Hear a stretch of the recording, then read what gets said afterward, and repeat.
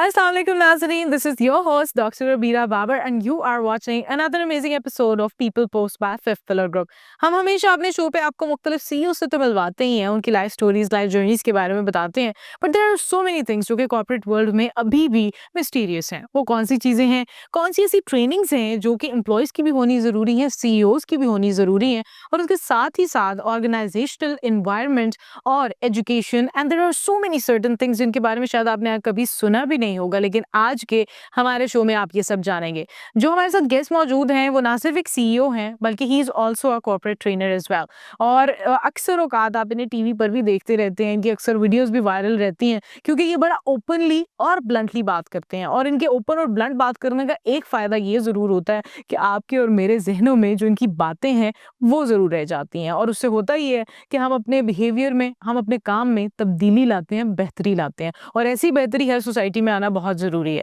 और आपको अपने गेस्ट से मिलवाते हैं और फिर कॉन्वर्सेशन को स्टार्ट करेंगे। हमारे साथ मिस्टर हसन रज़ा मौजूद हैं, CEO of Tech Titans Pakistan, और उसके साथ ही साथ कॉर्पोरेट ट्रेनर भी हैं। अस्सलाम वालेकुम and a very warm welcome to the show. वालेकुम अस्सलाम डॉक्टर साहब, thank you very much for the invitation. बहुत यू आर वेलकम, बहुत-बहुत शुक्रिया आप हमारे शो पर आए। और हम अक्सर आपकी जो वीडियोज़ देखते हैं ना हसन, सबसे पहले तो मैं चाहूँगी आप थोड़ा-सा टेक टाइटन के बारे में बताएँ, बिकॉज़ आप as a CEO of Tech Titans यहाँ पे मौजूद हैं। How did you started off with that, और क्या जर्नी थी आपकी? बिल्कुल। औज़ु बिल्लाहि मिनश शैतानिर रजीम, बिस्मिल्लाहिर रहमानिर रहीम।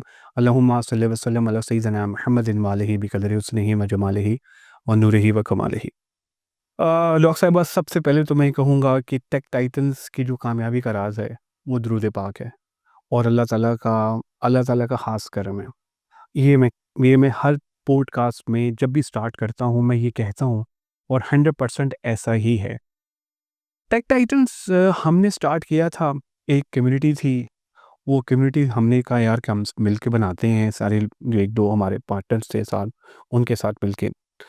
तो एक हमारा एक ऑब्जेक्टिव था, वो ये था कि यार लोगों की ज़िंदगियों में किस तरह से वैल्यू ऐड की जाए? क्या हम ऐसा कर सकते हैं जिससे लोगों की ज़िंदगियों में कोई चेंज आए, कोई पॉज़िटिव चेंज आए? लोग फ़ील करें यार एक हम इस कम्युनिटी के साथ हैं, हमें यहाँ से नॉलेज मिल रहा है, हमें यहाँ से फ़ेम मिल रहा है। तो अल्लाह ताला के फ़ज़ल व करम के साथ अल्हम्दुलिल्लाह मैं अभी भी कहता हूँ कि ये सारी कामयाबियाँ दुरूद पाक हज़रत मोहम्मद मुस्तफ़ा सल्लल्लाहु अलैहि वसल्लम की बदौलत हैं। रीज़न ये है कि जब लोग हमें जॉइन करते हैं, वो शायद उस तरह से मार्केट में उनको लोग पहचानते नहीं हैं। लेकिन जब वो हमारा पार्ट बनते हैं अल्लाह ताला के फ़ज़ल व करम के साथ, फिर पूरे पाकिस्तान के अंदर टेक टाइटन्स पाकिस्तान के प्लेटफ़ॉर्म के तवज्जुल से उनकी एक पहचान बनती है। उनकी ब्रांडिंग उनकी एक ब्रांडिंग होती है। आप देखते होंगे अभी भी लिंक्डइन इन्फ्लुएंसर्स, और जैसे मैंने आपको आज से साथ ही कहा कि आपने लिंक्डइन पे आना है। तो जो लिंक्डइन इन्फ्लुएंसर्स हैं, तो जब भी पाकिस्तान में लिंक्डइन इन्फ्लुएंसर्स की बात आती है, तो टेक टाइटन्स पाकिस्तान का नाम आ जाएगा। यार टेक टाइटन्स जो वाहिद एक ऐसी पाकिस्तान की पहली कम्युनिटी है जिसने लिंक्डइन इन्फ्लुएंसर्स जो हैं अल्हम्दुलिल्लाह बनाए हैं। हमारे ही लिंक्डइन इन्फ्लुएंसर्स अल्लाह ताला के फ़ज़ल व करम के साथ आपको टीवी चैनल्स पे भी नज़र आएँगे, जो हमारे ब्रांड एम्बेसडर्स भी हैं अल्हम्दुलिल्लाह डिफरेंट पॉडकास्ट पे भी नज़र आएँगे। तो एक कम्युनिटी हमने स्टार्ट की, तो उस तरह हमने अपना काम जो है वो किया। फिर हमने डिफरेंट सर्टिफ़िकेशंस जो हैं वो स्टार्ट की, एचआर की, मार्केटिंग की भी हम करा रहे हैं, तो डिफरेंट सर्टिफ़िकेशंस जो है वो हमारी हो गई है। सॉफ्ट स्किल्स को और अपने लाइक इन हाँ, करनी। बिल्कुल, बिल्कुल। और फिर आपको पता है मैं खुद भी होस्ट हूँ, मैंने 1000 के करीब अपने पॉडकास्ट भी किए। तो जो मैंने अपने पूरे करियर में सीखा 19-20 साल के अंदर, अब मेरा ख़्याल है वो टाइम है कि हम भी जो है ना लोगों को आगे सिखाएँ। सोसाइटी आप ये देखें कि मैं ऐसा कहता हूँ जो टेक टाइटन्स पाकिस्तान का हमारा एक मेन ऑब्जेक्टिव है, मैं कभी भी किसी फ़ोरम पे आपको फ्रंट एंड पे नज़र नहीं आता। मेरे जो लोग हैं, जो मेरे साथ जुड़े हुए हैं, जो मेरे अपने हैं, जो मेरे ब्रांड एम्बेसडर्स हैं, मैं हमेशा उनको आगे करता हूँ। बाकी कम्युनिटीज़ बहुत अच्छा काम कर रही हैं, लेकिन फ़र्क क्या है कि वो सिर्फ़ और सिर्फ़ जो उनके फाउंडर्स हैं या उनके लोग जो भी हैं, वो सिर्फ़ अपनी ब्रांडिंग करते हैं, जिससे आप कभी ग्रो नहीं कर पाते। देखें, जो आपके साथ लोग जुड़े हैं, आपने उनकी ब्रांडिंग करनी है, उनको आगे लेकर आना है। तो पहला हम टेक टाइटन्स पाकिस्तान का एक एक कम्युनिटी ये काम करें, दूसरा जैसे हमने बताया कि सर्टिफ़िकेशन हमने स्टार्ट किए हैं, वो करें। थर्ड अल्हम्दुलिल्लाह अल्लाह ताला के फ़ज़ल व करम से हमने अपनी कंपनी भी रजिस्टर्ड कराई है। हम अल्लाह ताला के फ़ज़ल व करम से अब सॉफ्टवेयर हाउस भी हमने अपना बना लिया है, उस तरफ भी जा रहे हैं। मैनेजमेंट कंसल्टेंसी है, इस टाइम हमारे पास अल्लाह ताला के फ़ज़ल व करम के साथ और हज़रत मोहम्मद मुस्तफ़ा सल्लल्लाहु अलैहि वसल्लम के तवस्सुल से मैं ये बता दूँ कि लिटरली इस टाइम हमारे पास एक लंबी लिस्ट है क्लाइंट्स की जिनके साथ हम एम्प्लॉयड ब्रांडिंग के ऊपर काम करते हैं। और उनकी जो ब्रांडिंग है उन ऑर्गेनाइजेशंस की, वो हम देखते हैं कि जो एम्प्लॉयर ब्रांडिंग है वो हो तो लोग हमारे साथ अटैच हैं। एम्प्लॉयर ब्रांडिंग डॉक्टर साहब अल्हम्दुलिल्लाह we are doing it.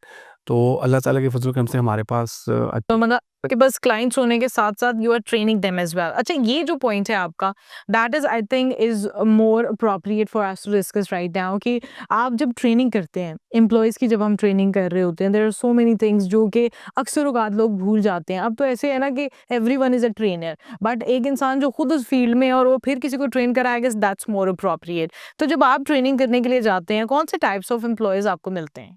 Doctor साहब अब बड़ा ही ज़बरदस्त और इंटरेस्टिंग आपने सवाल पूछा है, क्योंकि मैं सीईओज़ की कोचिंग भी करता हूँ, सीईओज़ के पास भी जाता हूँ, फिर एम्प्लॉयर के साथ-साथ हम एम्प्लॉइज़ के साथ भी इंटरेक्शन करते हैं, उनके साथ भी डिस्कशन करते हैं। बड़ी ज़बरदस्त टाइम्स हैं, वैसे तो मेरी वीडियोज़ वायरल हुई हैं, लेकिन फिर मैं आपसे दोबारा इसके ऊपर बात करता हूँ। देखिए जी, सबसे पहली टाइप जो आपको ऑर्गेनाइज़ेशन में मिलेगी ना, जो आप जाते हैं और फ्रंट पे आपको नज़र आएगी, ये वो टाइप होगी जिसको मैंने नाम दिया है डॉक्टर साहब मिस्टर चुकू। ये हर जगह जाएँगे और उठा देंगे। आपके ज़हन में भी एक चेहरा आ गया है, मुझे पता है आप मुस्कुराहट भी बता रही हैं कि आप मेरे ज़हन में कोई चेहरा नहीं है, लेकिन ये पॉडकास्ट देख के उनको ख़्याल आ जाएगा ये बात। न्यूट्रल बंदा। अच्छा, डॉक्टर साहब ये एक ऐसी टाइप है जो कि हर जगह जाएँगे ना, ये बॉस को उठा देंगे। बॉस को देख के इनको एक गाना याद आएगा, आए हो मेरी ज़िंदगी में तुम बहार बन के, बस यूँ ही रहना तुम प्यार प्यार बन के। अच्छा डॉक्टर साहब ये वो लोग होंगे जो कि मतलब परस्त होंगे, मौका परस्त होंगे, मुफ़ाद परस्त होंगे, इनको सिर्फ़ अपनी पड़ी होगी। लेकिन सिर्फ़ एक चीज़ मैं आपको ये बता दूँ, ये खुशामद करेंगे। इसलिए मैंने इनको नाम दिया है मिस्टर चुकुस, जो कि मेरी वीडियो वायरल भी हुई है कि हर जगह जाएँगे, हर चीज़ को एक्चुअली ये चुक लेंगे और उठा लेंगे। हाँ, हाँ, हाँ, और ये जाएँगे ना तो जाते साथ ही ना एक जुमला बोलेंगे, डॉक्टर साहिबा आज तो आप कमाल लग रही हैं, वॉव अमेज़िंग! डॉक्टर साहब कहेंगे यार आज तो ना मैंने मुँह धोया है, ना मैं मतलब फ्रेश हूँ, फिर भी मेरी तारीफ़ कर रहे हैं। एक्चुअली में वो ये कहता है, मतलब वो ये चाहता है, ये चाहती है कि यार इस पर्सनैलिटी का कंट्रोल ना मेरे पास आ जाए। अच्छा वो इस तरह से आपकी तारीफ़ करते हैं, ऐसा घुमाते हैं, ऐसा घेरा डालते हैं कि बंदे को लगता है यार ये मेरा है। एक्चुअली में वो उसका नहीं होता। तो एक टाइप जो कि मैंने आपको बताया मिस्टर चुकू हर जगह, हर इदारे में पाए जाते हैं। अब सीईओ को क्या चाहिए? क्योंकि मैं सीईओ की कोचिंग भी करता हूँ आपको जिस तरह मैंने बताया। सीईओज़ को ये चाहिए देखिए हम बाय नेचर हमें तारीफ़ पसंद है, हमें अच्छी लगती है तारीफ़, लेकिन सीईओ साहब मेरी बात सुनिए कि मिस्टर चुकू से बचिएगा, क्योंकि मिस्टर चुकुस जो है ना वो इनकॉम्पिटेंट होते हैं। अच्छा, इसीलिए ऑब्वियसली उनको ज़्यादा खुशामदी करने की ज़रूरत। हो तो फिर काम से आएँगे ना, तो काम तो आता नहीं है। तारीफ़ आती है, खुशामद आती है, बस उस खुशामद पे ही रहना है। अच्छा, अक्सर ये क्या करेंगे बॉस के सामने जाके ना बॉस से ऐसी कहानी डालेंगे कि बॉस बेचारा कहीं न कहीं ना अपनी पर्सनल लाइफ़ भी डिस्कस कर बैठेगा। अब वो सीईओ जब पर्सनल लाइफ़ भी डिस्कस करता है क्योंकि वो समझता है यार ये तो मेरा है, ये तो मेरा जिगर है, मेरा प्यारा बच्चा है, ये तो मेरा है। अब वो क्या करेगा मिस्टर चुकू उस इन्फॉर्मेशन को पकड़ेगा डॉक्टर साहिबा और अपने पास स्टोर करके रख लेगा। फिर एक टाइम पे यस, जब बॉस कहेगा ना तुमने ये काम नहीं किया या मैं तुम्हें कोई और जॉब ढूँढो, फिर कहेगा बॉस आपको याद है ना, आपके साथ ये हुआ था। तब मैं आपके साथ हाँ, ठीक है, तब दिए गए। अच्छा फिर वो वाला एम्प्लॉयी बन जाएगा जिसको आप निकाल भी नहीं सकते। वो दोस्त जैसे कहते हैं ना कि दोस्तों को मार भी नहीं सकते, उन्हें बहुत सारे राज़ पता है। वो वाला एम्प्लॉयी बनेगा डॉक्टर साहिबा जिसको आप निकाल भी नहीं सकते और रख भी नहीं सकते। तो फिर ऐसे बड़े एम्प्लॉइज़ हैं हमारे पर इनसे ज़रा बच के रहें। इनसे बच के रहना चाहिए। तो सीईओज़ को मैं ये कहूँगा कि अगर आपके इदारे में ऐसे लोग हैं, उनसे आप बच के रहें। अच्छा डॉक्टर साहब एक तो मिस्टर चुकू मैंने आपको बताया, ये टाइप ये है ये पहली टाइप ज़्यादा प्रेवलेंट। और दूसरी जो मैंने टाइप बनाई है ना वो है सीसीटीवी, छुप-छुप के टो लगाने वाले। अच्छा डॉक्टर साहबा ये ऐसे एम्प्लॉइज़ हैं जो किचन में खड़े होंगे और दूर से दरवाज़े से देख रहे होंगे कि यार ये इसने क्या किया? अच्छा फिर ये कुछ नहीं करेंगे, ये सिर्फ नज़र रख रहे होंगे कि यार ये आ कितने बजे रहा है, जा कितने बजे रहा है, यार इसकी क्या टाइमिंग्स हैं। अच्छा, फिर क्या करेंगे, छोटी-छोटी चीज़ें पकड़ के ना बॉस के कान में डालना शुरू कर देंगे। आपको पता है जैसे सीसीटीवी कैमराज़ होते हैं, इस तरह छुप-छुप के टोल लगाने वाले एम्प्लॉइज़ होते हैं हमारे, ऐसे होते हैं। मैं एम्प्लॉइज़ तो उनको नहीं कहूँगा क्योंकि ये रिस्क ख़राब करने वाले हैं, खामोश बददुआएँ लेने वाले हैं। ये ऐसे लोग हैं जो सोचते हैं कि यार अगर ये आगे बढ़ गया या बढ़ गई तो मैं जो हूँ ना आगे नहीं बढ़ सकता। दे आर इनसिक्योर डॉक्टर साहिबा। जो सीसीटीवी एम्प्लॉइज़ हैं, जो छुप-छुप के टोल लगाते हैं हमारे employees, they are very insecure और वो फिर आगे किसी को बनने नहीं देते, लेकिन नुकसान कर बैठते हैं अपना भी एंड में, क्योंकि देखें मकाफ़ात अमल है डॉक्टर साहिबा। बिल्कुल, जैसा आप करेंगे वैसा आपको बनना पड़ेगा। तो हमारे जो सीईओज़ हैं, मैं उनको ये फिर कहना चाहूँगा, जैसे हमने मिस्टर चिकू का आपको सॉल्यूशन बताया, तो सीसीटीवी वाले जो हमारे छुप-छुप के टोल लगाने वाले जो एम्प्लॉइज़ हैं, उनसे भी बच के and I think that's something जो आपने बड़ा टेक्निकली लोगों को समझा दिए बड़े। और ऐसी बातें आई गेस ज़्यादा लोग सुनते हैं एज़ कम्पेयर टू आप डायरेक्टली बताएँ कि ऐसे-ऐसे, उससे बेहतर है कि आप पूरा उसका कैरेक्टरिस्टिक्स डिफाइन करके आप चीज़ें थर्ड बताएँ। कैटेगरी डॉक्टर साहिबा, दैट इज़ अ मामू एम्प्लॉइज़। मामू एम्प्लॉइज़, अच्छा ये मामू एम्प्लॉइज़ वो होंगे जो कि कहेंगे, आएँगे और कहेंगे, "ओए यार ये तुम्हें क्या पता, ये ऐसे नहीं होता। ओ भाई मेरा 10 साल का तजुर्बा है, मुझे पता है, मैं काम करके आया हूँ। ये तो ऐसे होता ही नहीं है। ओ भाई तुमने इसको ऐसे करना है।" अच्छा, वो होंगे अथॉरिटेटिव। वो चाहते हैं कि उनका कंट्रोल आ जाए। ये है मामू एम्प्लॉइज़। कहते थे पंजाबी में, हर जगह यार तू हर जगह जाना है, मामा बन जाना है। तो ये हर जगह जाते हैं और कहते हैं कि ये मामू, इनको मैं मामू एम्प्लॉइज़ कहता हूँ। हर जगह जाते हैं और कहते हैं यार ये ऐसे है। अगले बंदे को ज़िच करते हैं, अगले बंदे को कहते हैं कि यार तुम्हें कुछ नहीं पता भई, मुझे पता है। अच्छा, फिर ये अपने मुताबिक सारी चीज़ें करवाते हैं और जब गलत होता है तो कहते हैं, "तुमने किया था? मैंने तो किया ही नहीं है।" अच्छा, सीईओ को भी बताएँगे, जब अच्छा हो जाएगा तो सर मैं हूँ, मैंने किया है। जब बुरा होगा तो कहेंगे सर ये था, ये था। अच्छा, बंदा कहेगा यार, अच्छा बंदा वहाँ पे बोलेगा उस मीटिंग के दौरान कि सर आपने मुझे कहा था कि इस तरह करना है। फिर सीईओ कहेगा यार आपका तो आपस में टीम वर्क ही नहीं है, यार आप लोग तो काम ही नहीं करते। तो मामू एम्प्लॉइज़ जो हैं ना, बे उससे भी बच के रहना। उनकी गाइडेंस नहीं लेनी चाहिए क्योंकि अक्सर लोग इन्फ्लुएंस भी हो जाते हैं। समटाइम्स आपको ऐसा लगता है कि शायद वाकई इनको, बिकॉज कुछ लोग बहुत ज़्यादा कन्विंसिंग पावर रखते हैं, लोग बहुत ज़्यादा अब्जॉर्ब कर लेते हैं कुछ एम्प्लॉयज़, तो वो इनको भी बहुत ज़्यादा वो समझने लग जाते हैं कि शायद सीईओ जो भी बात मानेगा वो इसी ने की होगी, तो ही हम उसका मतलब इसको राज़ी करना सीईओ से ज़्यादा डॉक्टर साहब असल में हम ना इमोशनल हैं। हम उस बहस वो इमोशनली अटैच नहीं करते, वो इमोशनली मैनिपुलेट करते हैं, यूज़ करते हैं, मिसयूज़ करते हैं। मैंने आपको कहा ना कि दोस्त बनकर भी नहीं साथ निभाने वाला, वही अंदाज़ है ज़ालिम का ज़माने वाला। और ऑर्गनाइज़ेशंस में मैं फिर कह रहा हूँ ब्लंटली, यार there is no friendship at all. ये जो हम कहते हैं ना वी आर फैमिली, जी ऐसे है, no. And I think you should not quote that as well. अच्छा, इस हवाले से मैं बात करना चाहूंगी। हम लोग हमेशा समझते हैं हम ऑर्गेनाइजेशंस में जो हमारे कुलीग्स होते हैं हमारी उनके साथ बड़ी अच्छी पार्टनरशिप होती है और हम हर चीज़ को बड़ा अच्छा लेकर चल रहे होते हैं, हैंग आउट्स भी हो रहे होते हैं, अच्छे डिनर लंचेस सब इकट्ठे कर रहे होते हैं और काम भी बहुत अच्छा हो रहा होता है। वाई वी नीड दैट कि हमें उसको लेबल करना है कि वो हमारा दोस्त है, हमारा भाई है, बहन है। Why we need to label that? हम उसको प्रोफेशनली भी तो लेके चल सकते हैं, पूरी दुनिया में तो ऐसा नहीं है। वाई इट इज नीडेड है? देखिए, मैं जैसे आपको बताता हूँ ना, हमारे कल्चर के अंदर ना हमें ये सिखाया गया है कि यार आपने ना जाना है, वो आपके भाइयों की तरह हैं या इस तरह से है। तो कुछ वैल्यूज़ हैं जो कि कुछ समहाउ इट्स ओके, ठीक है। लेकिन कुछ ऑर्गनाइज़ेशंस में वो लोग कहते हैं यार नहीं, हमें अपनी जो वैल्यूज़ है ना, आई थिंक कॉर्पोरेट, हाँ, तो उन्होंने कहा यार हमने अपने मुताबिक देखना है। लेकिन जब आप फ्रेंडशिप करते हैं ना, अच्छा फ्रेंडशिप होती कहाँ है? ऑफ़िस में नहीं होती डॉक्टर साहब, ना, ना, ना, ना।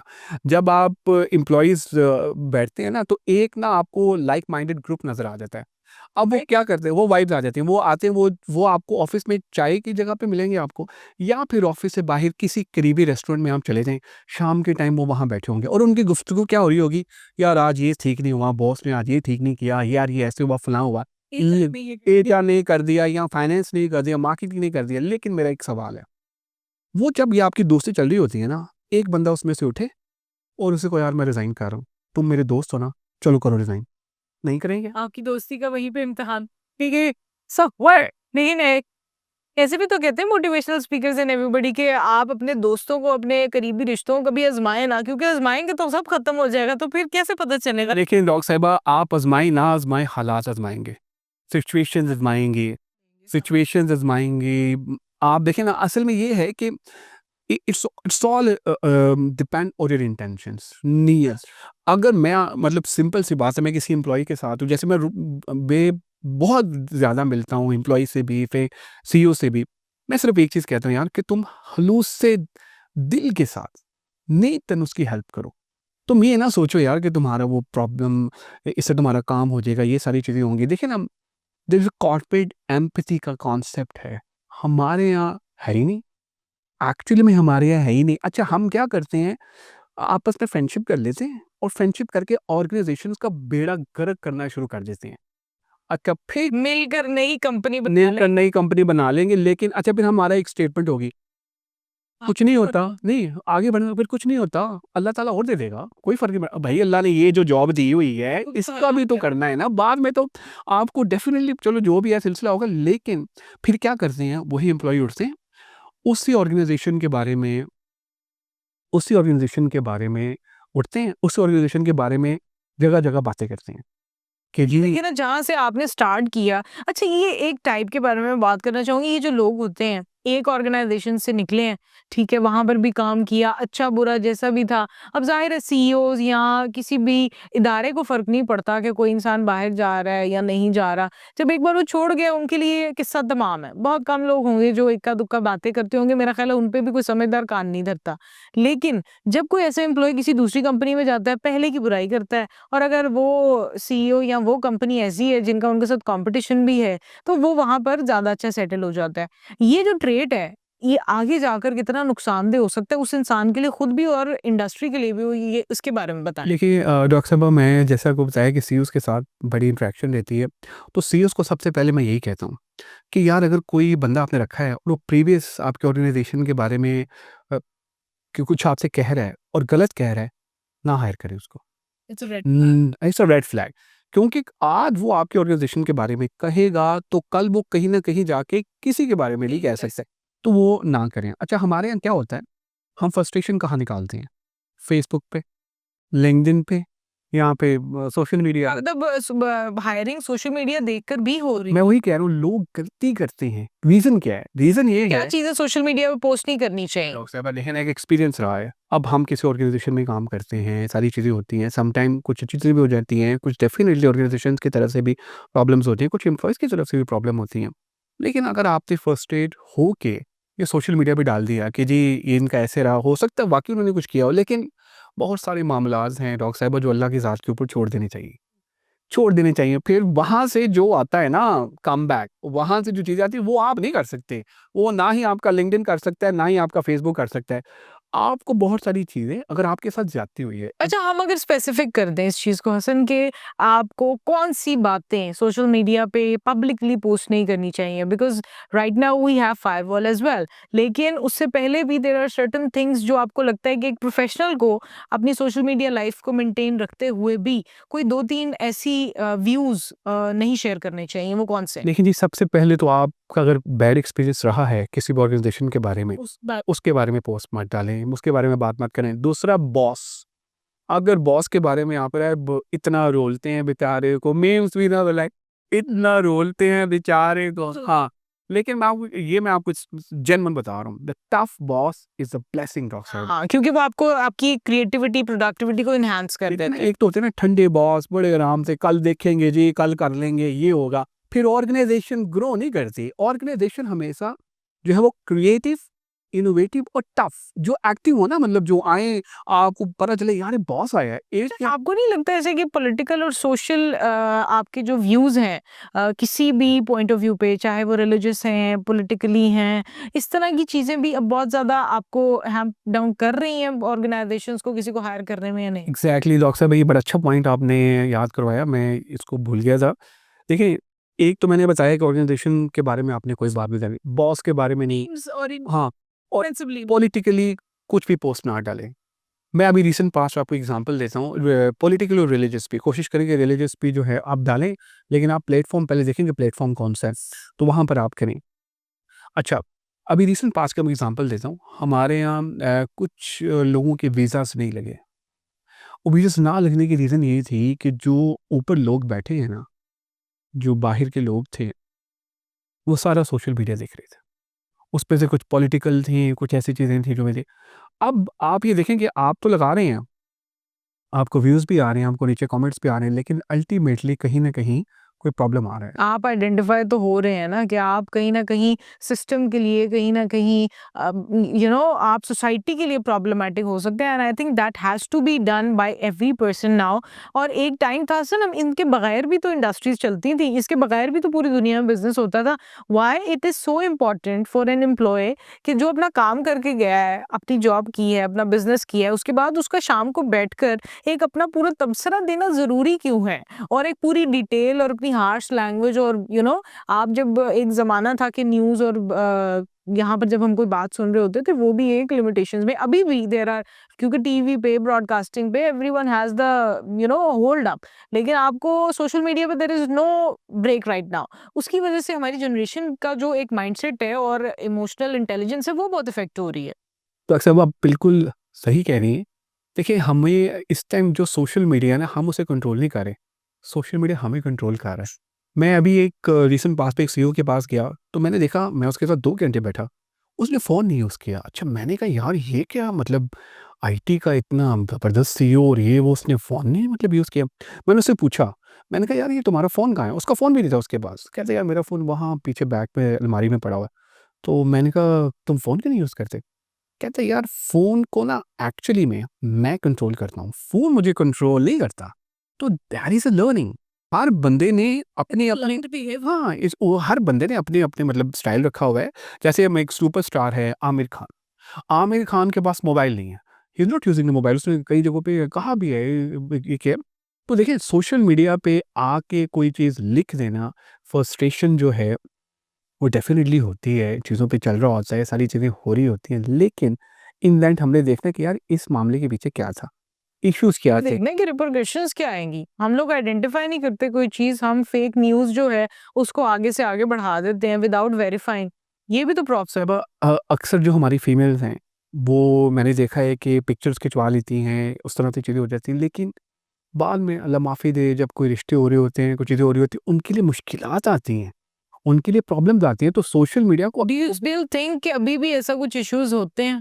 बिल्कुल होते हैं। देखिए डॉक्टर साहब ये क्योंकि अभी भी मतलब अगर एआई जनरेटेड भी अगर किसी की वीडियोज़ या पिक्चर्स को अगर फेक किया जाता है, तो अभी भी कसर तो रह जाती है, पता तो चल जाता है। डॉक्टर साहब मैं रियल टाइम एग्ज़ाम्पल आपको दूँगा। एक कंपनी में and I was working as a consultant, वहाँ पे एक खातून ने दूसरी खातून की फेक पिक्चर्स लगा के सोशल मीडिया पे लगा दी।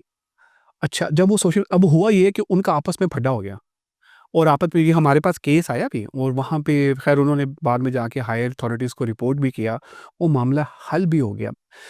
अच्छा, वो खुद भी खातून जो थी वो एक आईटी बैकग्राउंड से थी और जिसके खिलाफ किया गया वो भी बेचारी आईटी बैकग्राउंड से थी। लेकिन अब देखिए ना बॉस है उसने कुछ ना कुछ जाके पूछा कहा लेकिन अब हुआ ये कि वो वहाँ पे मामलात ख़राब हो गए। तो इस लेवल तक सोशल मीडिया का मिसयूज़ हो रहा है। अब उस खातून के साथ क्या हुआ? उस खातून के साथ ये हुआ डॉक्टर साहिबा कि जिसकी वो बेचारी की पिक्चर्स आई थी personal life disturb, professional life disturb. हमें उस इदारे के अंदर उसको एक साइकोलॉजिस्ट के पास भेजना पड़ा। इतनी वहाँ पे हुई अच्छा ये नहीं कि हमने उस खातून जिसने वो किए थे उस पे एक्शन भी लिया, सारी चीज़ें हुई, लेकिन 2-3 महीने उस बेचारी के बहुत प्रॉब्लम में गुज़रे। तो यहाँ तक कि ऑर्गनाइज़ेशंस में ये सारे प्रॉब्लम्स होती हैं, ये सारे इश्यूज़ आते हैं जहाँ पर लोग जो है ना ये देखते हैं। तो मुझे ये चाहिए कि जब मैं ये समझता हूँ कि जब भी सीईओज़ को सॉरी ये चाहिए कि जितने भी हमारे यहाँ पे ये जब करें, सबसे पहले अपनी वैल्यूज़ पे काम करें, कि वैल्यूज़ क्या हैं? वैल्यूज़ क्या हैं? उन वैल्यूज़ पे कोई कॉम्प्रोमाइज़ ना करें। हाँ, फिर ही आप कभी भी कोई भी मुल्क और कौम उसी पे तरक्की कर सकते हैं बिकॉज़ आई थिंक हम कॉम्प्रोमाइज़ जो है जहाँ पर कर देते हैं, हम वहीं पर चीज़ों को ले डाउन कर देते हैं। बस अब वो छोड़ देते हैं, हाथ छोड़ देते हैं। लेकिन असल में आपके साथ कन्वर्सेशन करके तो बहुत अच्छा लगा है, और हमारी कन्वर्सेशन कह लें कि आपकी और ये जो हमारी कन्वर्सेशन है, ये इतनी लंबी चल सकती है कि हम इनको बहुत लंबा ले जाएँ। लेकिन as we are reaching to end of the show, तो मैं चाहूँगी कि आप जाने से पहले हमारी यूथ के लिए स्पेसिफिकली वो लोग जो आईटी में आना चाहते हैं, जिन्हें अभी फ्रीलांसिंग सिर्फ़ एक ख्वाब लगता है और वो उसमें आना भी चाहते हैं, but they don't have any platform या कोई गाइडलाइन नहीं है उनके पास, उनके लिए आप क्या कहना चाहेंगे? देखिए डॉक्टर साहब, बस सबसे पहले तो मैं ये कहना चाहूँगा कि जितने भी लोग हमें अभी देख रहे हैं और अपना बिज़नेस को स्टार्ट करना चाहते हैं, स्पिरिचुअली आपने कनेक्ट होना है इस्लाम से, रिलीजियसली। आपने अपने मज़हब से करीब होना है। दूसरा, जितना दुरूद पाक आप पढ़ सकते हैं उतना पढ़ें। मैं कहता हूँ कि आपको इतना बेनिफिट होगा कि मैं बता ही नहीं सकता। अच्छा, एक चीज़ और इम्पोर्टेंट इसके साथ-साथ वो है शुरू करना। हम सोचते बहुत हैं, मैं नमाज़ पढ़ूँगा, मैं कुरान पाक पढ़ूँगा, मैं जिम जाऊँगा, मैं जिम जाऊँगी, हमारे पास पैसा आएगा तो मैं बिज़नेस शुरू करूँगी या ये होगा। देखिए अल्लाह ताला की ज़ात खुद फरमाती है कि एक कदम मेरी तरफ बढ़ाओ, 10 कदम मैं तुम्हारी तरफ बढ़ाऊँगा। तो बिज़नेस जब शुरू करना चाहते हैं, स्टार्ट। यार पैसे आ जाएँगे, पैसे आ जाएँगे। मैं जैसे पहले बताया कि नियत is important, intention is important. अपना होमवर्क ज़रूर करें। देखें कि जो आपकी फंडिंग है वो कहाँ से आ सकती है, ये चीज़ें देखें। चौथी चीज़, कंसिस्टेंसी। ये बहुत इम्पोर्टेंट है। लोग कहें कि तुम नहीं कर सकते, यार बड़ा मज़ा आता है डॉक्टर साहिबा। जब लोग लोग कहते हैं ओए ओ कर देते हैं। डॉक्टर साहिबा, मुझे लोग कहते थे कि तुम नहीं कर सकते। अच्छा, मैं चुप खामोश। मेरा भाई मेरे साथ है, तो वो कहते तुम इनको जवाब नहीं देते। मैं कहा वक़्त जवाब देगा। अब अल्हम्दुलिल्लाह अल्लाह पाक का करम है, वो उन्हीं लोगों को जब आपको लोग कहें कि तुम नहीं कर सकते, कुछ ना कहें, खामोश रहें। आप वक़्त को जवाब देना हाँ, आप पड़ेगा। खामोश रहें, क्योंकि जब आप कामयाब हो जाएँगे ना, फिर वही लोग जो आपको कह रहे हैं ना, वो आपके लिए तालियाँ बजाएँगे, आपको पॉडकास्ट पे बुलाएँगे, आपको हर जगह करेंगे। वो ये कहेंगे कि यार, तुम तो बहुत ज़बरदस्त हो। अच्छा, वो फिर ये भी कहें, और ये रियल लाइफ़ एक्सपीरियंसेस हैं जो आपने मैंने हर किसी ने कहीं न कहीं फेस किए होते हैं। लेकिन हमारे जो बच्चे हैं ना, वो जनरेशन ज़ी है ना, तो अल्फ़ा आ रही है, वो घबरा जाते हैं, वो परेशान हो जाते हैं। पैनिक हो जाते हैं। जब वो कोई फैमिली में ये कहता है ना कि तुम नहीं कर सकते, फैमिली में जब ये कहता है कि तुम ये नहीं कर सकते, तो वो मान जाते हैं कि यार ये कह रहा है तो मैं नहीं कर सकूँगा। मैं नहीं कर सकती। अच्छा, फिर जो ही वो कर लेता है, तो फिर वो किसी रिलेटिव का कहते हैं, यार वो हमारी बेटी बड़ी हो गई है, अब वो देखो, तो फिर वो रिश्ता लेकर भी आ जाती हैं। फिर वो कहती हैं कि अब तो यानी हमें कंसिस्टेंट रहना चाहिए, बेसिकली ये बात है। और आपसे हसन कन्वर्सेशन करके हमेशा ही बहुत मज़ा आता है और बहुत सारी चीज़ें सीखते हैं हम भी, हमारे व्यूअर्स भी सीखते हैं। और इसी तरह मैं चाहूँगी कि आप आगे भी बढ़ते रहें और लोगों को यूँ ही मोटिवेट भी करते रहें और लोगों को यूँ ही ट्रेन भी करते रहें that how to be a successful entrepreneur and even a good person. ये बहुत इंपॉर्टेंट है। And thank you so much for coming to our show. इंशाल्लाह आपसे दोबारा मुलाकात होगी। बहुत-बहुत शुक्रिया आपके आने का।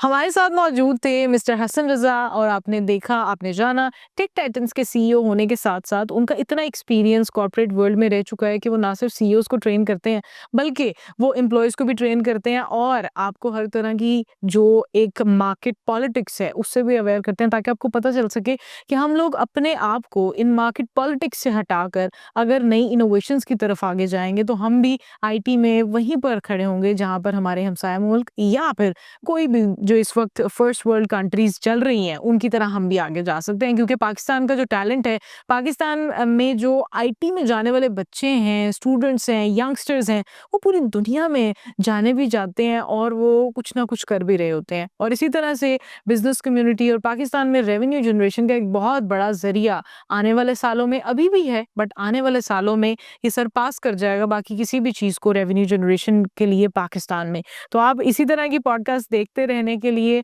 हमारे शो को इसी तरह से फॉलो करते रहिए। People boast by fifth pillar group से अपनी मेज़बान डॉक्टर बीरा बाबर को आज इजाज़त दीजिए। इंशाल्लाह बहुत जल्द दोबारा मुलाकात होगी। तब तक के लिए आपका और हम सबका अल्लाह हामी नासिर।